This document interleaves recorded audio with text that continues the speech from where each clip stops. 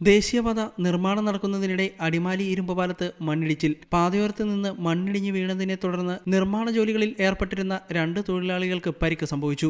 ദേശീയപാത നവീകരണത്തിന്റെ ഭാഗമായി ഓടയും സംരക്ഷണ ഭിത്തിയും നിർമ്മിക്കുന്ന ജോലികൾ നടന്നുവരുന്നുണ്ട്. ഇതിനിടയിലാണ് മണ്ണിടിച്ചിലുണ്ടായത്. ഓട നിർമ്മാണം നടക്കുന്നതിനിടെ സമീപത്തെ മൺതിട്ട ഇടിഞ്ഞു വീഴുകയായിരുന്നു. നിർമ്മാണ ജോലികളിൽ ഏർപ്പെട്ടിരുന്ന തിരുവനന്തപുരം മാർത്താണ്ഡം സ്വദേശി ജോസ്, തമിഴ്നാട് തെങ്കാശി സ്വദേശി കാളിസ്വാമി എന്നിവർ മണ്ണിനടിയിൽ അകപ്പെട്ടു. കാളിസ്വാമി പൂർണ്ണമായും തന്നെ മണ്ണിനടിയിൽപ്പെട്ടിരുന്നു. അപകടം നടന്ന ഉടൻ സമീപവാസികളും മറ്റ് നിർമ്മാണ തൊഴിലാളികളും ദേശീയപാതയിലൂടെ എത്തിയ വിനോദസഞ്ചാരികളും രക്ഷാപ്രവർത്തനത്തിൽ ഏർപ്പെട്ടു. ഇടിഞ്ഞു വീണ മണ്ണ് നീക്കം ചെയ്ത് കാളിസ്വാമിയെ പുറത്തെടുത്തു.